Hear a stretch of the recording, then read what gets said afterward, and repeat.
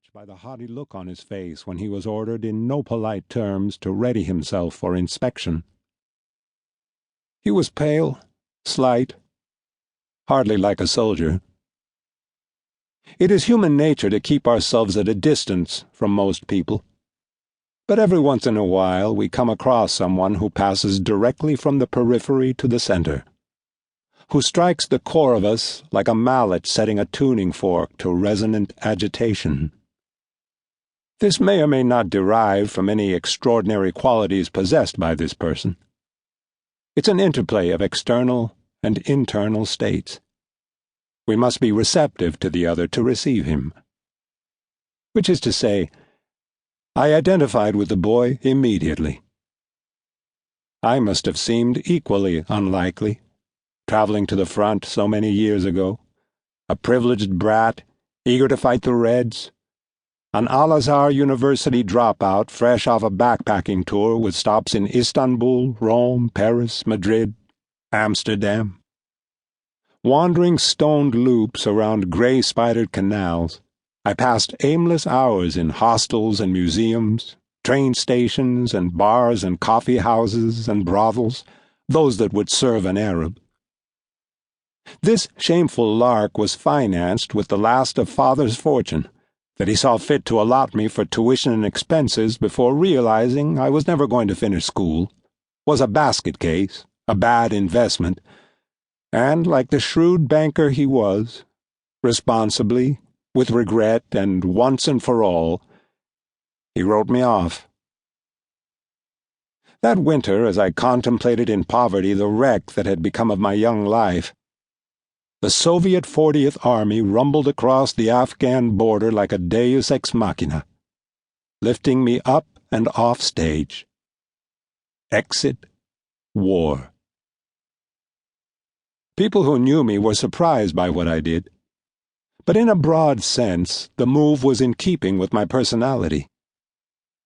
Joining the Mujahideen was, at first, less a religious obligation and more like running away with the circus, only more daring, nobler, and with the added benefit of enraging father, who believed progress came not through violent resistance, but in the form of three-piece suits, Chopin etudes, quiet atheism, and extra dry martinis at the cocktail hour. Father was a man bent double from the weight of his polish. 2 decades are more than enough to erase an identity, and for me they have, almost. The part of my life that the Yemeni recalled is closed off like a wing of rooms in a mansion whose upkeep has become too much for its insolvent owner. It was something in his young face that brought it back. What I was before I was this. A kind of pomposity mingled with fear that told me he had never known hardship, not like these mountains could provide. But he wanted to know it. He had come here for that very reason, but was afraid. I inspected his baggage, ready to find any fault, to make an example of him in front of the other new ones. He carried 2 leather bags as rich as his coat. I rummaged through and found nothing blameworthy with the exception of a pair of Italian sunglasses and a Swiss army knife, both of which I confiscated. Your eyes will grow strong in the mountain sunlight, but not if you hide them like a woman, I said. And this? I held up the Swiss army knife mischievously.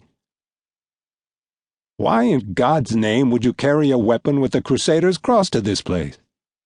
Are you a Christian or just a fool? The boy pointed to my rifle. Didn't the Kufr make that, too? Abu Anas moved as if to strike him for his insolence, but I signaled that this was not necessary. You've put your finger on it, I said to the Yemeni. We're fighting our battles with our enemy's weapons. Maybe one day you will design us a better rifle. Until then, I'll keep this one handy. I hope that won't be a problem. The boy shook his head no. I noticed him continuing to admire the Kalashnikov,